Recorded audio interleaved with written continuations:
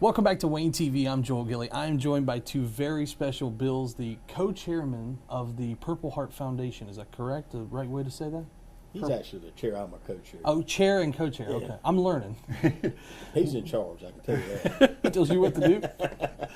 And of course, we're here talking about the Purple Heart Banquet that's coming up here very soon. So talk a little bit about the event and kind of the history of it.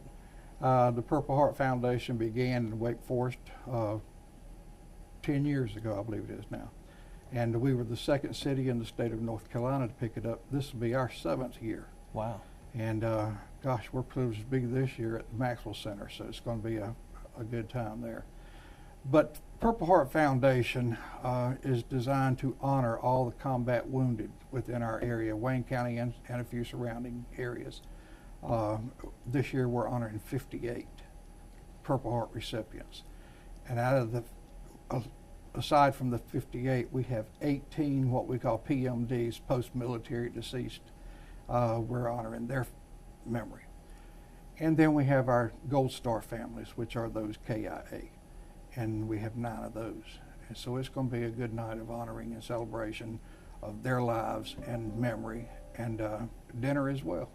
Absolutely. And the event has kind of gotten bigger and better every year, hasn't it? It certainly has. So we're looking forward to the event at the Maxwell Center, and of course it is open. People can buy tickets, correct? Correct. Who should they contact? Tickets are available at the Maxwell Center, at the Veteran Service Office on Ash Street, and at the American Legion Post 11 on 117. Mr. Pate, I know this is an event that's kind of near and dear to your heart. Talk about how you got involved. Well, he drug me in. I'm kidding. I've been involved with this now for 6 years. This is my 6th year, 7th year. Yeah. And I've just watched it grow. And Bill and his team have worked so hard over the years to put this together. And when I started getting into it, we were going to the First PH Church, and they were allowing us to actually use their auditorium area. And it was a lot of work for us old folks to set up the table, set everything up, have the event, then come in the next morning and clean up so they could use it for their Sunday services and that kind of thing. I didn't mind doing it. It's a lot. Again, it's a lot of hard work, but it's to see those guys come to the Walk of Honor is something that it'll just touch you hard. It really does. And I've been very honored to be able to be a co-chair for the last 6 years and be able to have a few moments to speak. At near the end of it anyway, and just to see everybody there. I'm glad we're at the Maxwell Center this year. Yes, sir. It's going to simplify things tremendously. James and his staff out there, and Camille, I think, Camille Gaden have worked tremendously hard to accommodate everything that's needed to make it a successful event. And I look forward to it next Friday. Talk a little bit about the event. I know that I've done some research on it. You talk about that Walk of Honor. Walk us through the evening for people who have no clue about the event. We have a reception period beginning at 5 o'clock for the Purple Heart recipients. They're on private reception, but during that period of time, their family members will be in the main dining area, and we have some refreshments and all set up for them as well. The program actually gets underway at 6, and first thing, we have the invocation. We have. I don't have the agenda, Bill. You don't have it. We began with the invocation, and right off the bat, we go to the Walk of Honor. And that's where the 58 will come through. Now, we have 5 local high schools that are participating with us, as they do every year. So we get 2 from each high school, giving us 10 cadets of JROTC that will be equipped with sabers, and they will raise them as in an arch as the recipients come through. This year, Colonel Don Yates is going to be working with us. He will be receiving the fellows coming out of the Walk of Honor and presenting them with the gift. And he is also our keynote speaker this year. Once that is done with and everyone has taken their seat, we'll go into POWMIA reading. And that's just before the dinner time, and we're serving dinner around 6:40. We have 3 groups that are, well, 1 solo and 2 groups that are entertaining for us.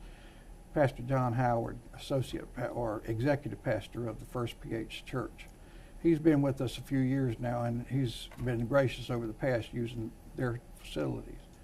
But he is going to be singing for about 20 minutes at the 5 o'clock hour. And then my son Billy and his church praise band will be on for 20 minutes. And then they're members of our coalition, the Encore Entertainment. They will be wrapping it up, just going into the 6 o'clock program. Cool. Yeah. The Encore's at a lot of your events. Yeah. Yeah, they're really good.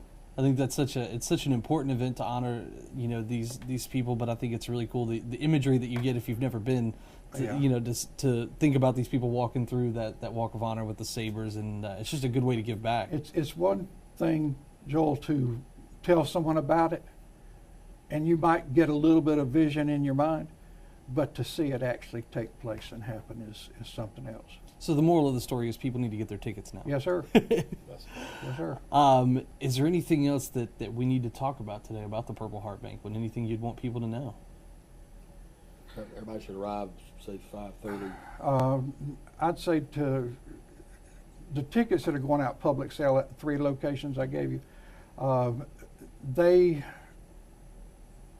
those registered already to get their assigned seating should come in no later than 5:30, I would say. Okay. The public ticket sales and all that, 5:30 to right at 6 will be fine. Okay. And one of the questions that was asked yesterday when we were meeting was, but where do you park? Well, Yeah. the Maxwell Center. you park all the way around. Yeah. Yeah. But, most of the parking's in the back. Now, I do think you have some assigned parking for some of the veterans that are coming Yeah. in, don't you? Mm-hmm. Yeah. So Plenty of space at the Maxwell Center, plenty of parking at the Maxwell Center too, so that's not an issue. So definitely go out, get your tickets. A really cool event. Glad you guys could come in and talk about it a little bit for people who maybe don't know about the event. And thank you guys for everything that you do for the Purple Heart people here in Wayne County, because I feel like that's such an important thing. This Good way is to the get. guy, this is the guy that makes it happen. I'm telling you, he really does. You're just a pretty face that comes in. We have a good team. We've had a good team for years, and Yeah, we have. we all work together and get it done. Great. Bill Graham here with the Purple Heart Coalition, and Bill Pate, the co-chair of the group, here in today talking about the Purple Heart Banquet. It's coming up. You can get your tickets. We'll have that information at the bottom here for you. And anything else, gentlemen? I believe that's it. All right. Thank you so much for your time today. Thank you, Joe. Thank you. Absolutely.